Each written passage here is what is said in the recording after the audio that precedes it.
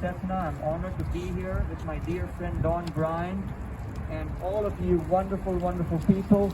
And Don, I'm moving a little bit to this side so you can get everybody on film as well.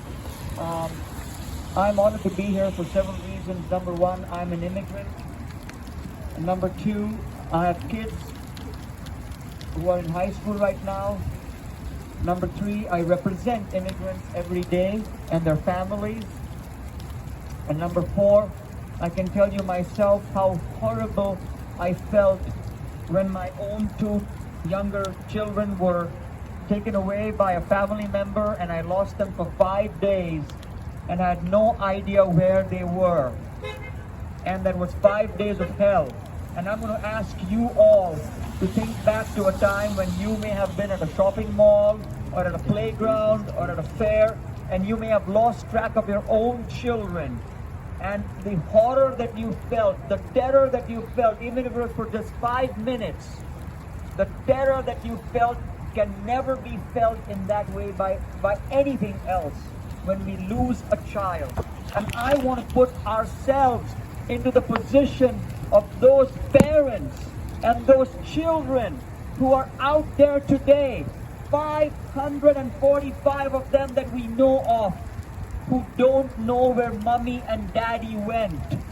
And daddy and mommy are crying because they don't know where their little child was.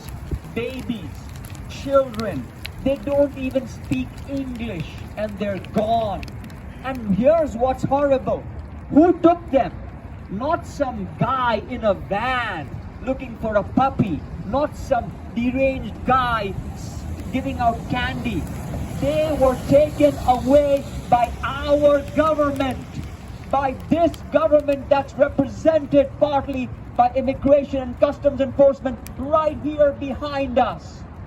That's who took these children away. It would be one thing if they were abducted by a criminal, but in this case, the criminals were the U.S. government. Right. And it started right at the top, at the very top, with an executive that said it is okay to take children away from their parents. It is okay to take a nursing child, rip it away from its mother's breast, so that we can enforce a cruel and inhumane border policy. This government is the criminal today. Right. And that's why we are here. Yes. I want you all to simply think about this as we go through here. What has happened to our government? What has happened that we can decide that something so is okay? Are we going to stand up for this? Are we going to let this government get away with this crime? No. Are we going to do something about it? Yes. We are going to write, we are going to talk, we are going to agitate, we are going to bring attention to this until every last child is found and given back to his or her parents. Yes. Yes. And we are not going to let agents like ICE and agents like USCIS and agents like the so-called Department of Homeland Security get in the way of the security of these children, correct? Correct. Correct.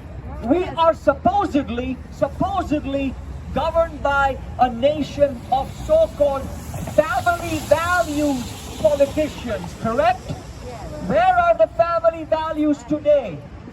Where were they in 2019? Where were they in 2018 when over 2,500 families were separated from their children? Ladies and gentlemen, I beg you, I implore you, today is only one day in this long fight that has already been going on. And this fight will go on. Wonderful attorneys at the American Civil Liberties Union have been spearheading the effort to get these kids back to their parents. God bless them. God bless you all for coming out on a cold day. I'm going to end with one last thought. We all know the serenity prayer, correct? Yes? Yeah. Lord, give us the serenity to accept the things we cannot change, the courage to change the things we can, and the wisdom to know the difference. Ladies and gentlemen, We know the difference. We have the wisdom. We know what is right. We know what is wrong. So we know the third line of the serenity prayer already. We know. I am not willing to accept the first line of that prayer. I will not ask for serenity to accept something I cannot change, because I am going to pledge, and I've already done that, and I'm going to ask you all to pledge the second line of the serenity prayer. God, grant us the courage to change the things we can. We can change this. Make no mistake, it's not something that we have to be serene about and accept it. We cannot accept the kidnapping of children. We are not going to accept that kind of serenity.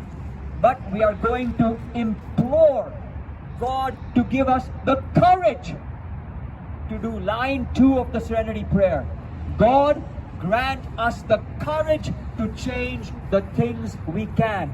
So I'm going to end by asking you all to chant with me 3 times the second line of the serenity prayer. God, grant us the courage to change the things we can. God, grant us the courage to change the things we can. God, grant us the courage to change the things we can. Thank you all. God bless us all. Let's keep